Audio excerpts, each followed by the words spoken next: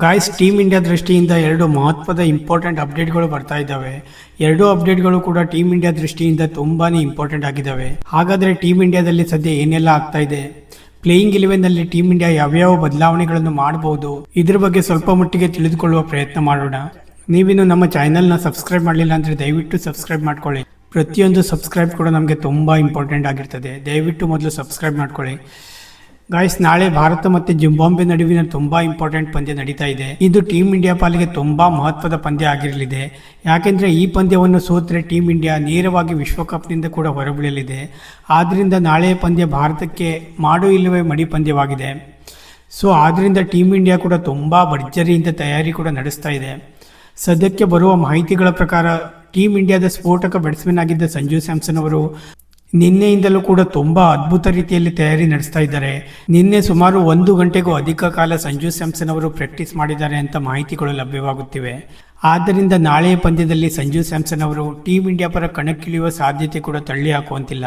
ಏಕೆಂದ್ರೆ ನಾಳೆ team India Sanju Samson ಅವರನ್ನು ಒನ್ ಡೌನ್ ಆಗಿ ಕೂಡ ಕಣಕ್ಕಿಳಿಯುವ ಸಾಧ್ಯತೆಗಳಿವೆ.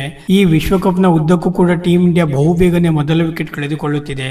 ಆದ್ದರಿಂದ 3ನೇ ಕ್ರಮಾಂಕದಲ್ಲಿ ಇನ್ನೊಬ್ಬ ಓಪನರ್ ಇರಲಿ ಅಂತ ಸಂಜು ಸ್ಯಾಮ್ಸನ್ ಅವರನ್ನು ಸಹ ನಾಳೆ ಕಣಕ್ಕಿಳಿಸಬಹುದು. ಇನ್ನೊಂದು ಬಿಗ್ ಅಪ್ಡೇಟ್ ಏನಪ್ಪಾ ಅಂದ್ರೆ, ಟೀಮ್ ಇಂಡಿಯಾದ ಸ್ಫೋಟಕ ಬ್ಯಾಟ್ಸ್ಮನ್ ಹಾಗೂ ಫಿನಿಶರ್ ಆಗಿರುವ ರಿಂಕು ಸಿಂಗ್ ಅವರು ಸದ್ಯ ದಿಢೀರನ್ನೇ ಟೀಮ್ ಇಂಡಿಯಾ ಬಿಟ್ಟು ತಮ್ಮ ಮನೆಗೆ ತೆರಳಿದ್ದಾರೆ. ಯಾವ ಕಾರಣಕ್ಕೆ ತೆರಳಿದ್ದಾರೆ ಎಂದು ಇನ್ನೂ ಕೂಡ ಯಾವುದೇ ಮಾಹಿತಿಗಳು ಲಭ್ಯವಾಗಿಲ್ಲ. ಸದ್ಯದ ಮಾಹಿತಿಗಳ ಪ್ರಕಾರ ರಿಂಕು ಸಿಂಗ್ ಅವರು ಟೀಮ್ ಇಂಡಿಯಾ ಬಿಟ್ಟು ತಮ್ಮ ಮನೆಗೆ ತೆರಳಿದ್ದಾರೆ ಎಂದು ಹಲವಾರು ಕಡೆ ವರದಿಯಾಗಿದೆ.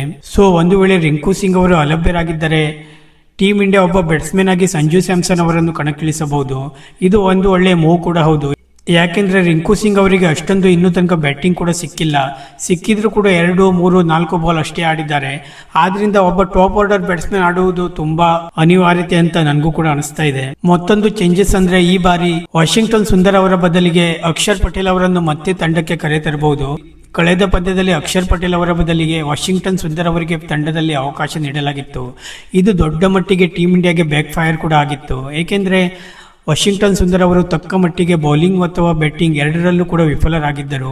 ನಿಮ್ಗೆಲ್ಲ ಗೊತ್ತಿರಬಹುದು, ಅಕ್ಷರ್ ಪಟೇಲ್ ಒಬ್ಬ ಟೀಮ್ ಇಂಡಿಯಾದ ನಂಬಿಕಸ್ಥ ಬ್ಯಾಟ್ಸ್ಮನ್. ಕಳೆದ ಬಾರಿಯ ವಿಶ್ವಕಪ್ನ ಫೈನಲ್ ನಲ್ಲಿಯೂ ಕೂಡ ಅಕ್ಷರ್ ಪಟೇಲ್ ಅವರೇ ಟೀಮ್ ಇಂಡಿಯಾದ ಗೆಲುವಿಗೆ ಪ್ರಮುಖ ಕಾರಣರಾಗಿದ್ದರು. ಆದ್ದರಿಂದ ಟೀಮ್ ಇಂಡಿಯಾದ one of the best allrounder ಆಗಿರುವ ಅಕ್ಷರ್ ಪಟೇಲ್ ಅವರನ್ನು ಮತ್ತೆ ಪ್ಲೇಯಿಂಗ್ 11 ನಲ್ಲಿ ಕರೆದಿರುವ ಸಾಧ್ಯತೆ ತುಂಬಾನೇ ಹೆಚ್ಚಾಗಿ ಕಂಡುಬರುತ್ತಿದೆ. ಅಂದ ಹಾಗೆ ಸ್ನೇಹಿತರೆ, ಭಾರತ ಮತ್ತು ಜಿಂಬಾಬ್ವೆ ನಡುವಿನ ಮಹತ್ವದ ಪಂದ್ಯ ನಾಳೆ ನಡೆಯಲಿದೆ. ಈ ಪಂದ್ಯ ಟೀಮ್ ಇಂಡಿಯಾಗೆ ಯಾವುದೇ ಪರಿಸ್ಥಿತಿಯಲ್ಲಿಯೂ ಕೂಡ ಗೆಲ್ಲಲೇಬೇಕಾಗಿದೆ. ಒಂದು ವೇಳೆ ಟೀಮ್ ಇಂಡಿಯಾ ಈ ಪಂದ್ಯವನ್ನು ಸೋತರೆ ನೇರವಾಗಿ ವಿಶ್ವಕಪ್ನಿಂದ ಹೊರಬೀಳಲಿದೆ. ಸೊ ಅದಕ್ಕಾಗಿ ಟೀಮ್ ಇಂಡಿಯಾ ಕೂಡ ಅಷ್ಟೇ ಅದ್ಭುತ ರೀತಿಯಲ್ಲಿ ತಯಾರಿ ಕೂಡ ನಡೆಸ್ತಾ ಇದೆ. ಸೊ ನಾಳೆ ಕಾದು ನೋಡುವ ಟೀಮ್ ಇಂಡಿಯಾ ಯಾವ ರೀತಿ ಪ್ರದರ್ಶನ ನೀಡುತ್ತದೆ ಅಂತ. ನಿಮ್ಮ ಪ್ರಕಾರ ಸ್ನೇಹಿತರೆ, ನಾಳೆ ಯಾರು ಗೆಲ್ಲಬಹುದು ಎಂದು ನಮಗೆ ತಪ್ಪದೇ ಕಮೆಂಟ್ ಮೂಲಕ ತಿಳಿಸಿ. Thank you.